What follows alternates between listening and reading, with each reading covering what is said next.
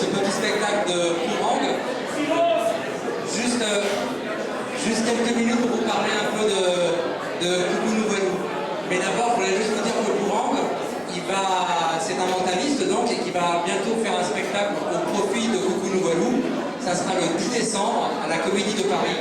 Donc soyez nombreux si vous pouvez à venir à ce spectacle, puisque tous les bénéfices seront reversés à notre association.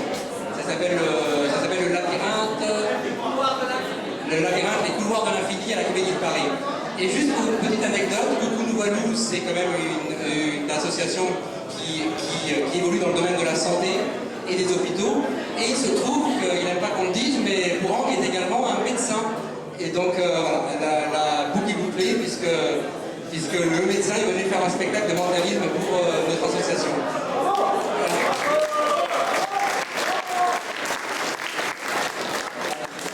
Alors, je ne suis pas du tout aussi à l'aise que lui sur scène, donc ne m'en voulez pas si je bafouille ou si je dis des bêtises, mais quoi qu'il en soit, voilà, j'ai envie de vous dire quelques mots quand même. Je suis très fier et ravi de vous accueillir ce soir pour 3 raisons principales. La première, c'est qu'on va vous présenter évidemment le spot qu'on a pu créer avec mon complice Fernand Béringuet, que je ferai venir dans quelques instants sur scène également. L'autre, c'est que je suis ravi de vous faire découvrir, pour ceux qui ne la connaissent pas, ou redécouvrir pour les autres, cette association Coucou Nouvelou que j'ai donc fondée le 16 avril 2015.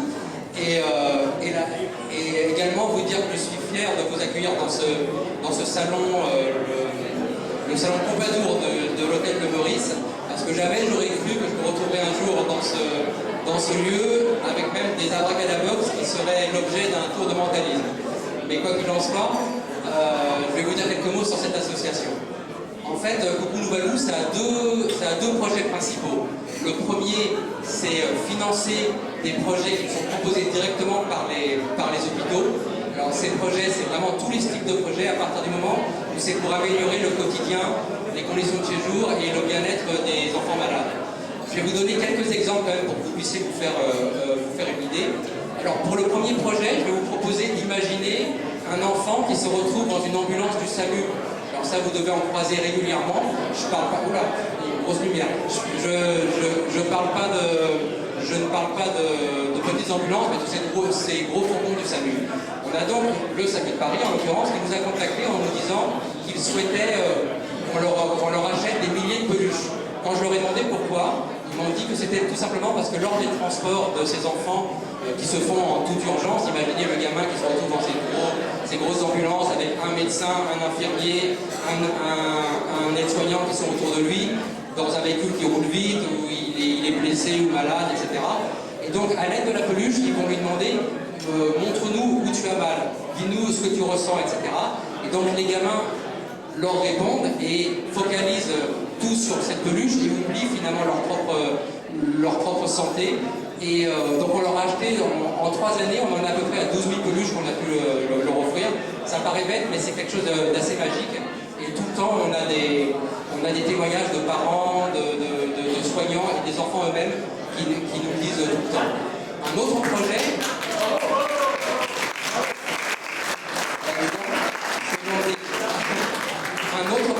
dont j'ai envie de vous parler, c'est on l'a fait à Rennes et à Niort, et on va le faire encore dans d'autres hôpitaux. Imaginez également un enfant qui est sur un brancard et qui se retrouve par exemple aux urgences. Et ben, cet enfant, qu'est-ce qu'il va regarder? Il va regarder un peu autour de lui, il va beaucoup regarder le plafond. Et ben, en fait, nous, on décore les plafonds. C'est-à-dire qu'on installe des dalles qui sont des dalles ludiques, interactives, avec des jeux. Alors c'est pas, non, vous verrez pas, les images derrière ne sont pas forcément liées à ça, mais en tout cas, vous voyez, ils voient des jeux, des énigmes, des charades, enfin des choses comme ça. Et comme ça, ils vont se détendre en répondant aux jeux, aux énigmes, avec l'aide parfois des soignants ou de leurs parents. Et tout est dédramatisé. Donc voilà, donc ça paraît aussi, ce sont des idées toutes bêtes, mais qui fonctionnent très bien avec les enfants.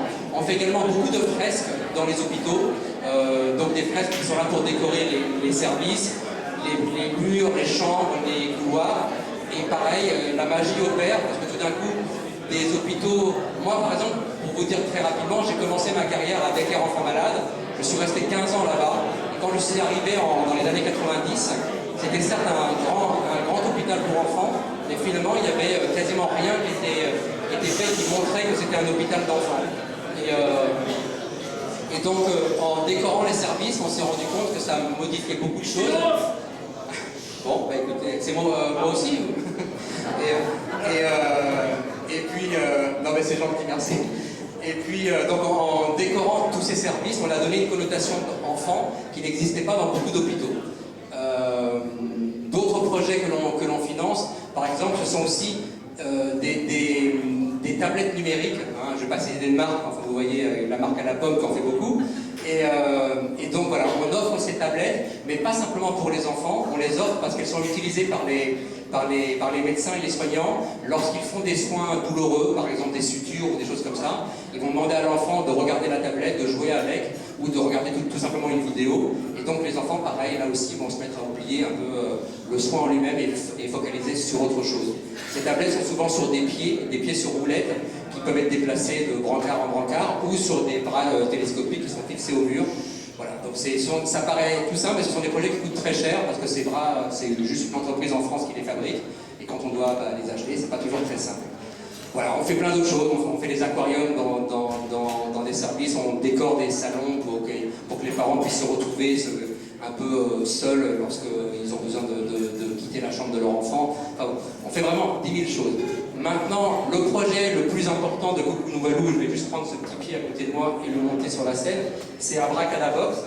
Alors, ce sont des boîtiers qui recouvrent les poches de perfusion. Et là, vous voyez, dedans, il y a une poche de perfusion, donc ça, c'est le côté arrière, qui est transparent, qui est avec une grande ouverture, comme ça, les infirmiers peuvent voir le boîtier et le niveau du liquide qui reste dans la perfusion. Et évidemment, ces boîtiers sont décorés à l'effigie de personnages, dont on a pu avoir gratuitement les licences. Je parlais d'Astérix, par exemple. J'aurais rêvé que la potion magique soit dedans, parce que ça aurait donné tout son sens à ce genre de boîtier. Donc, les ayants droit ne veulent pas, donc on fait avec. Mais quoi qu'il en soit, voilà, l'enfant focalise son attention à nouveau sur autre chose. Les perfusions, c'est un acte douloureux, souvent, qu'il redoute. Donc, nous, vraiment, on offre ces boîtiers, qui coûtent très cher à fabriquer parce qu'ils doivent répondre à des critères d'hygiène et de sécurité assez importants. Et on les offre avec une bande dessinée également, qui a été faite par Zeb, qui est le papa de Titeuf, en l'occurrence, qui a travaillé avec d'autres dessinateurs gratuitement pour que ça puisse se faire.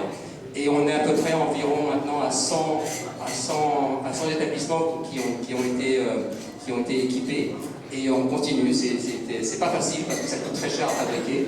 Et donc, n'hésitez pas un jour, si vous voulez donner à une association, rappelez-vous de Coucou Nouvalou, parce qu'on aura vraiment besoin de vous. Très rapidement, je vais vous lire un petit texte qui nous a été envoyé par une femme qui a fait un jour un don à notre association et qui nous a expliqué pourquoi elle a fait ce don. Et je trouve que ça résume bien un peu notre activité. Alors, je vais juste retourner ma petite page, la petite feuille plutôt, et pouvoir vous le lire. Alors, elle s'appelle Laurence, et elle nous mettait. Pourquoi j'ai craqué sur l'Abracadabox pour les enfants malades et décidé de soutenir ce projet? Parce que c'est une idée géniale, et que je suis d'autant plus sensibilisé que j'ai 46 ans, j'ai un cancer du côlon, métastasé au foie, et que je suis en pleine chimio. Et même à mon âge, quand je vois les poches de chimio arriver, je dois avouer que je n'emmène pas large. Surtout qu'un des produits est mis sous un plastique vert ou noir, car il ne doit pas être exposé à la lumière. Et je dois dire que j'ai longtemps cogité en me demandant ce qu'il pouvait bien y avoir sous ce plastique. Et maintenant, j'évite de le regarder. Alors j'ai trouvé que l'Abracadabox était génial pour les enfants, pour les faire sourire, qu'ils se focalisent sur leurs héros et non sur les produits. Car même moi, j'adorais un dessin de loup, de Titeuf ou de Captain Biceps, et même une schtroumpfette ou un lapin crétin au lieu d'un plastique vert. Voilà, bon, ça résume un petit peu notre c'est promis, j'ai bientôt fini. Je vais juste vous parler quelques mots du spot. Donc, ce film, il a été réalisé par Fernand Béringuet, qui va donc monter dans quelques instants sur scène. D'ailleurs, Fernand, allez bien, c'est peut-être le moment de me rejoindre.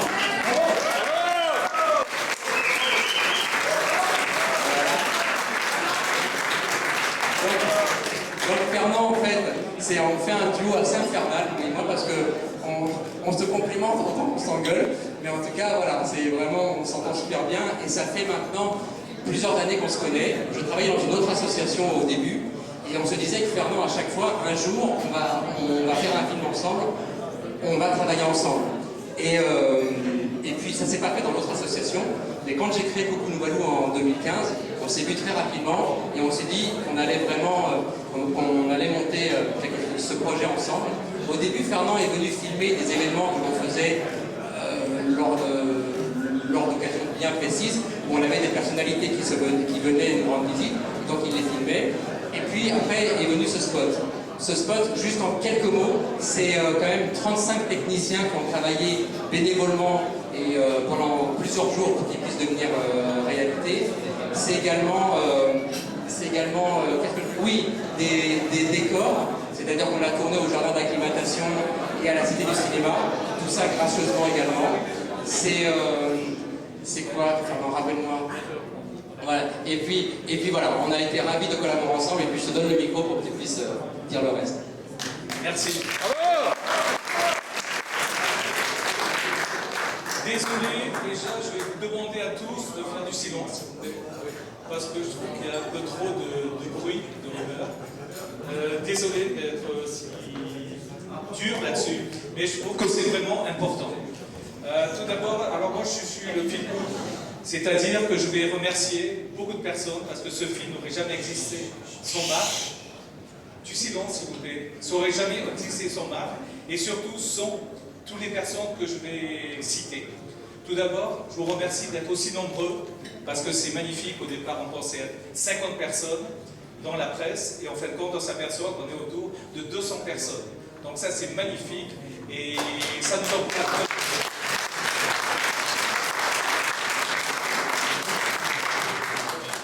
Alors le mentaliste Pourang que vous venez de voir, c'est en même temps, je vous ai dit, c'est un mentaliste, mais en même temps, c'est un docteur.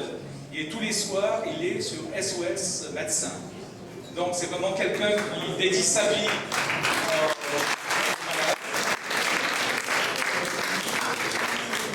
Et Pourang, une fois par mois, une fois tous les 15 jours, organise à la Comédie de Paris, fait une représentation. Vous avez déjà vu un extrait. Et cette représentation est superbe. Donc si vous voulez, le 10 décembre, toutes les recettes seront reversées à Coucou Nouvalou. Et il faut vraiment remercier Pourang parce qu'il va adapter son spectacle, qui au départ n'était pas un spectacle associatif, au Coucou Nouvalou. En plus, le prix des places sera vraiment assez faible. Je crois que c'est autour de 15 €. Donc si vous voulez, ce serait génial de venir à la Comédie de Paris le 10 décembre à 20h. Voilà. 21h30. De 20h à... Non, 21h30. À 21h30, désolé. Je ne suis pas mentaliste, donc je ne connais pas bien. Merci. Mais le mentaliste, je suis en colère avec lui, parce qu'il veut pas me donner les numéros du loto. Il connaît tout, mais sauf les numéros du loto.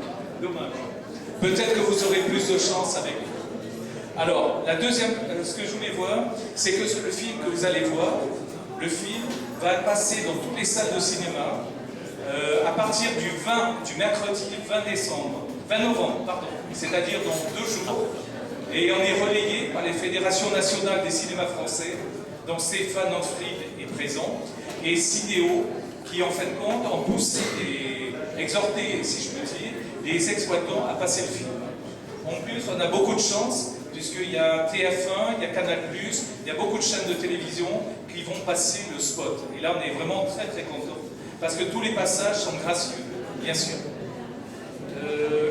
Oui, alors d'abord, je voulais remercier les 16 comédiens qui sont dans le film. Ce soir, on a la chance d'avoir Valérie Bonneton. Si elle n'est pas encore là, elle va arriver. Allez là, Frédéric, viens, Frédéric. Qui a été génial pendant tout le tournage. Si on avait tourné 3 mois. Mais c'est une mère de famille qui connaît bien tous les problèmes d'enfants. Et elle est là, et ça c'est génial.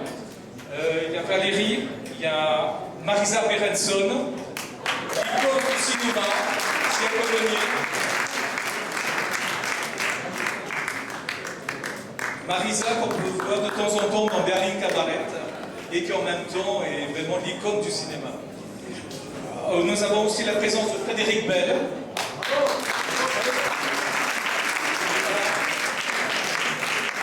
Elle était là. Il y a Lisa Tovati qui doit venir parce qu'elle est en plein reportage. Il y a Jean-Luc. Elle est là. Ah. Bravo. Il y a Jean-Luc Anglade. Bravo.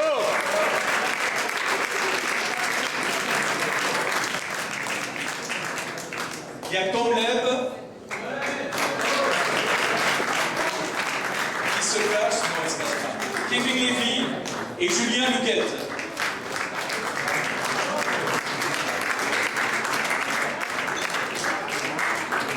Alors, je voulais d'abord, j'ai un petit message de la part d'Harry Habiton et de Philippe Lachaud, qui ce soir s'excusent parce qu'ils sont sur Plateau TV. En ce moment, on enregistre pas mal d'émissions pour les fêtes, et malheureusement, ils sont pris pour ça. Donc voilà, un grand merci à tous les comédiens qui ont été magnifiques, qui ont accepté... Voilà, tous les comédiens que vous allez voir dans le film, le making of, qui n'ont pas hésité à jouer le rôle d'enfants pour redonner le sourire à leurs propres enfants. Ils n'ont pas hésité à jouer le jeu à fond. Bravo.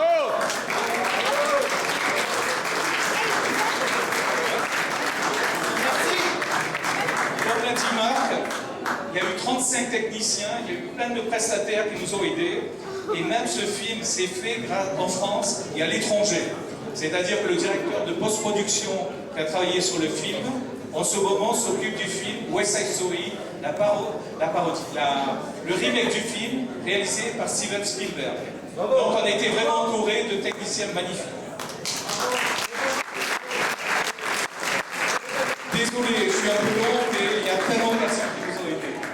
Et pour le concept du film, comme vous allez le voir, on avait le choix entre faire un film plus didactique sur les hôpitaux pour enfants et au contraire, le concept qui a été choisi, c'était de faire un film ludique pour tous les publics où les adultes essayent de remplacer, de redonner le sourire à leurs propres enfants qui sont hospitalisés. Et pour ce faire, ils jouent à des jeux d'enfants. Et vous allez voir, tous les comédiens étaient magnifiques. Ils n'ont pas hésité à prendre le rôle d'enfant. Pour la musique, Charlotte Gainsbourg, qui est quand même assez difficile pour ses textes et ses musiques, elle nous a offert un de ses titres. Et là, on est vraiment très heureux d'avoir eu son accord. Et alors, les derniers remerciements, presque les derniers, vont au groupe LVMH, qui nous a prêté le jardin d'acclimatation pendant 2 jours, et on a eu droit aussi à la Cité du Cinéma. Et pour finir, il faut remercier quand même l'Hôtel Meurice, qui nous a prêté cet endroit, ce salon magnifique, le Champagne Tanger, qui essaye de vous régaler.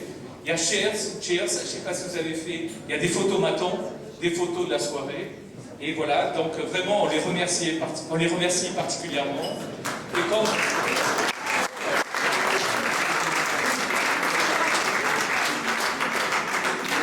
Je vous ai bien dit, je suis le feel good. Donc pour finir, comme tout se termine par des chansons, et bien pour terminer la soirée, avant de continuer le buffet, et bien Tom Leb va interpréter une chanson, parce que Tom Leb, qui interprète un des personnages du film, est aussi chanteur. En ce moment, il est en tournée dans toute la France. Et ce soir, il est parmi nous et il va interpréter un de ses titres. Merci à tous.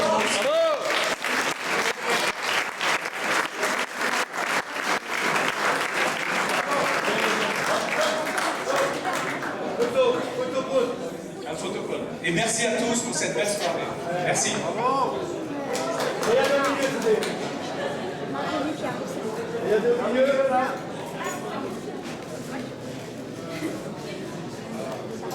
Merci.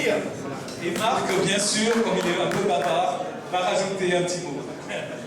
Non, c'est très rapide. Vraiment pour dire effectivement à tous les comédiens et comédiennes qui sont là ce soir qu'on est super fiers de vous avoir eu avec nous et que voilà, on espère que ce sera le début d'une belle aventure.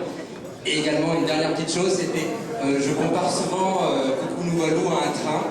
Au début j'étais seul dans la locomotive et puis petit à petit un premier wagon s'est raccroché à ce train avec les premiers partenaires qui ont pu venir. Donc certains sont là ce soir. Je pense au groupe Quintessence, je pense au laboratoire BMS, je pense également à... Enfin voilà, il y a eu de nombreux partenaires. Ensuite un second wagon est venu, un troisième, et j'espère que vous tous vous montrez dans le train de Coucou Nouvalou et qu'on pourra faire une belle virée ensemble. Voilà.